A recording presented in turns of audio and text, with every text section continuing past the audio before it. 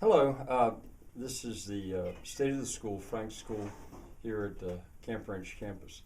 And I'm up to, I don't know, this is maybe the 22nd video, maybe 23rd in this series. I keep going. Well, I want to spend a little bit more time talking about the soil here and in the neighborhood. Let's start with the neighborhood. These guys that are getting this tremendous growth out of the soil around here, what isn't apparent is that they're doing that at a permanent cost.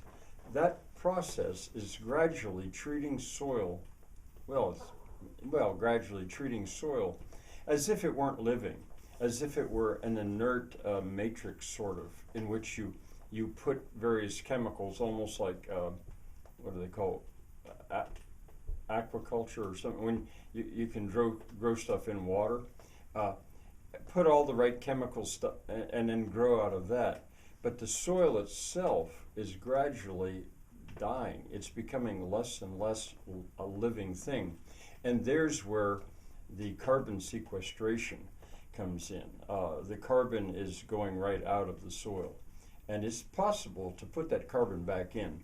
And that's what Gabe Brown, for example, is all about, and also Peter Andrews. So I wanted to mention that. It's being done at a cost. It's fossil fuels is what it is. It's really farming fossil fuels, which is limited and so devastating to the climate, the Earth, the temperature of the oceans, the global warming in general. Well, I'm sure you know all that.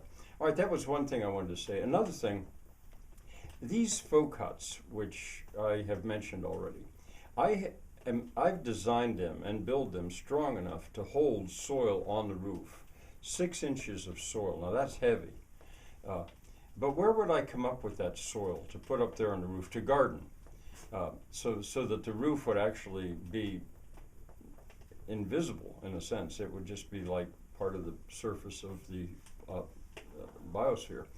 Where do I come up with that soil? I don't know. I mean, I got to look at how do you make soil? Do you start with sand and limestone? And I mean, I think it takes a while. It is possible to make soil, but nature does it very slowly. So I don't have an answer to that. I mean, I've got a manure pile, I've got that all the time. But I just wanted to mention at least. And now finally, one other thing that I want to mention to Dave Montgomery, if he contacts me, and his wife, Ann Bilke, the Inca terraces, as in Machu Picchu and all over Peru, he mentions them. I was so happy to hear that, because he mentioned the fertility of those terraces. And how did they get that fertile soil up there in the Andes Mountains? I have part of an answer to that because of what I'm doing here.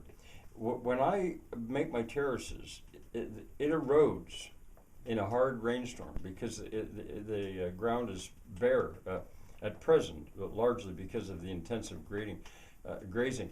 But that doesn't go away. What it does is it comes off the steep bank and it's caught in the zanja. It's caught there, usually as little deltas.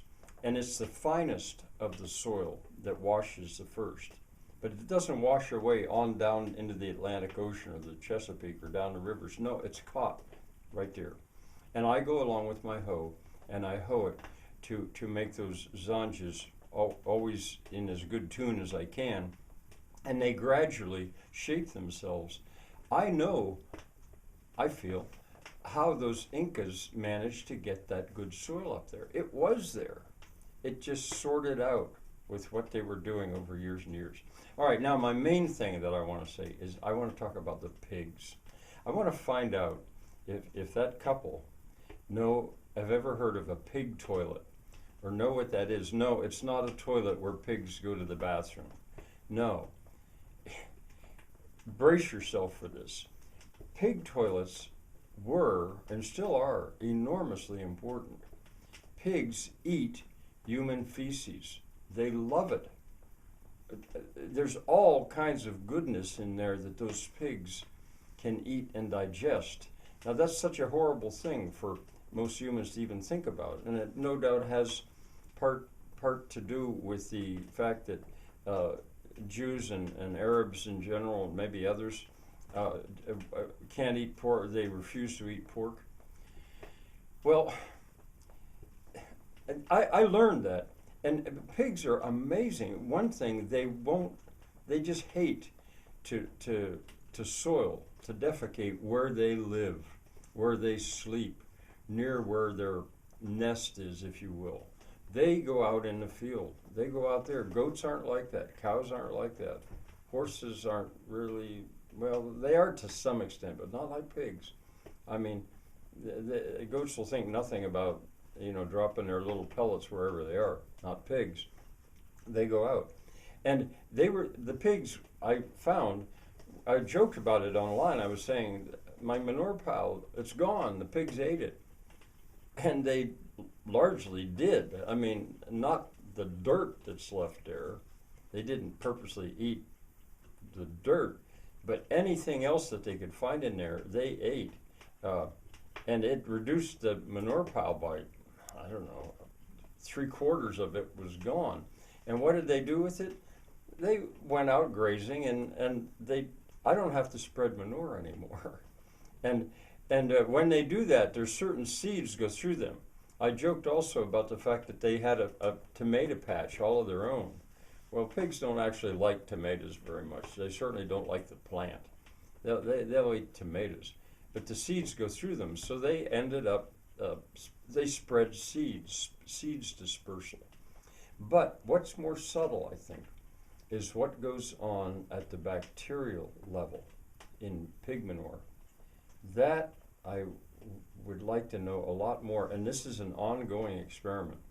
I see these pastures, and I see, because I don't mow anymore. I'll get to that next, and maybe I should stop now and say I'm next going to turn to botany and the species that grow here and others.